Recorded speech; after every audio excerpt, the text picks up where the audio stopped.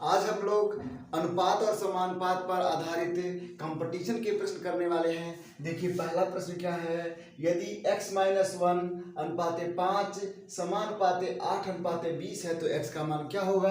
Option यहाँ पर मौजूद है, आइए इसको हल करके देखा जाता है क्या होगा। आपको बताया गया था कि जो समानुपात होता है उसमें जो बाह्य पदों का गुणनफल होता है मध्य पदों के गुणनफल के बराबर होता है। आपको करना क्या है, बाह्य पद जो आपके पास हैं 20 गुणे x-1 बराबर 5 गुणे 8 कर देना है। ये हुआ 20x-20 बराबर 40 के। अब ये 20 इस साइड ले जाएंगे तो यहाँ माइनस है यानी सब्ट्रैक्शन है, तो उधर ले जाके क्या कर देंगे, प्लस कर देंगे। तो 20x बराबर आपका हो गया 60। अब आप देख सकते होंगे कि यहाँ x का मान निकालने के लिए 20 को उस साइड हम ट्रांसपोज यानी पक्षांतर करेंगे तो तुरंत ही आपका मान निकल के आएगा 60/20 बराबर 3। इसलिए 3 सही हो गया और ऑप्शन नंबर सी देखिए सही हो गया। अब आइए समानुपात आधारित दूसरा प्रश्न है, ये भी एसएससी का प्रश्न है। 2x + 7y अनुपाते 4x - 3y समानुपाते 8:3 है यानी 8:3 है, तो x y का अनुपात क्या होगा। तो इसको क्या करना है, आप जानते हैं ये समानुपात है तो फिर वही काम आप कर सकते हैं, बाह्य पदों का गुणनफल जब करेंगे और जो मध्य पदों का गुणनफल है आपस में बराबर कर देंगे, हो जाएगा 3 गुणे 2x + 7y बराबर 8 गुणे, ये मध्य में क्या है 8 और ये है व्यंजक है 4x - 3y। अब गुणा करेंगे तो क्या आएगा 6x + 21y बराबर 8 × 32 x - 24y हो गया है। अब हमको क्या करना है, समान वेरिएबल को एक साइड में पक्षांतर कर देना है। समान वेरिएबल क्या होगा, x को एक साइड कर लेंगे तो हमको मिलेगा यहाँ पर 6x - 32x है और उस साइड 21 जाएगा तो -21y हो जाएगा और -24y पहले से ही है। यहाँ पर थोड़ा बीजी व्यंजक से संबंधित ये प्रश्न रहा है।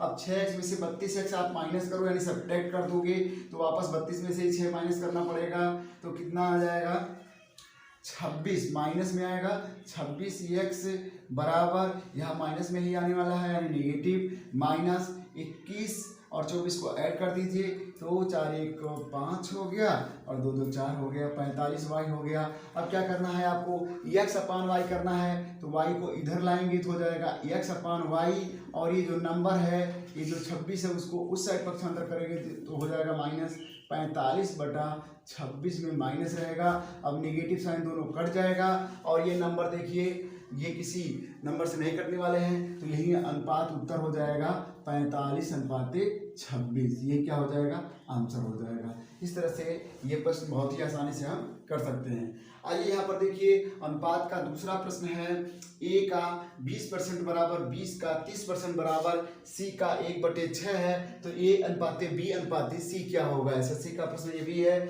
यहाँ पर क्या किया गया है, परसेंटेज भी आप जानते हैं, जो प्रतियोगी परीक्षाओं में प्रश्न आ रहे हैं वो केवल पार्टिकुलर एक टॉपिक से नहीं होते। देखिए यहाँ प्रतिशत भी लगाया गया है और c का 1/6 है, तो इस तरह से ये प्रश्न हो जाते हैं। तो आप जानते ही हैं इसको क्या करेंगे, 20% मतलब 20 बटा क्या कर देंगे 100 कर देंगे बराबर b का 30% है तो b गुणे 30/100 कर दिया गया है और इक्वल टू c का 1/6 है तो 1/6 से गुणा कर दिया। अब इसको थोड़ा सिंप्लीफाई कर देंगे तो 20 से काटेंगे तो 1/5 हो जाएगा और b का काटेंगे तो 3b/10 हो जाएगा इक्वल टू c/6 हो गया है। आप देख रहे होंगे ऐसा मान हम लोगों को मिल चुका है। इस केस में अब हमको क्या करने की जरूरत है, इक्वल टू या तो कोई नंबर आप सपोज कर लीजिए, मान लीजिए k है। अब क्या करना है, पक्षांतर करके a का मान b का मान और c का मान k के टर्म में निकाल लेंगे। तो यहाँ से अगर मल्टीप्लाई करते हैं तो आपको क्या मिल जाता है, a बराबर मिल जाता है 5k मिल जाता है और b बराबर आपको क्या मिल जाता है 10k। 10 यहाँ मल्टीप्लाई कर देते हैं बटा क्या हो जाता है 3 हो जाता है। c बराबर क्या हो जाएगा 6k हो जाएगा। अब आप a अनुपाते b अनुपाते c आराम से निकाल सकते हैं, k के फॉर्म में आएगा। अतः आप देख सकते हैं कि a अनुपाते b अनुपाते c अगर निकालना चाहते हैं तो आपको मिलने वाला है यहाँ पर 5:10/3 अनुपाते के को छोड़ दीजिए बराबर अनुपात 6 हो गया। ये अनुपात निकल के आया है, लेकिन कभी भी अनुपात हम भिन्नों में नहीं देते हैं, यहाँ से 3 हटाना पड़ेगा। 3 हटाने के लिए क्या करेंगे, सभी अनुपातों में ए जो डिनोमिनेटर यानी हर होता है उसके ल स से गुणा कर देते हैं। यहाँ 5/1 है और यहाँ 6/1 है। अब सभी का ल स 3 ही होगा, तो 3 से क्या करेंगे, गुणा कर देंगे। 3 से यहाँ गुणा कर देंगे तो क्या हो जाएगा, 15 हो जाएगा। यहाँ से 3 से गुणा करेंगे तो 3 से कट ही जाएगा, तो 10 ही रह जाएगा। और आगे आप 3 से गुणा करेंगे क्या हो जाएगा, 18 हो जाएगा। तो आंसर क्या हो जाएगा, 15/10/18 होगा, जो कि ऑप्शन डी है। अब इसके बाद के जो प्रश्न चौथे और पांचवें हैं, एक दूसरे से मिलते जुलते प्रश्न हैं। अब इन दोनों को सॉल्व करने का हम शॉर्टकट बता देते हैं, इसको आप स्क्रीनशॉट लेंगे।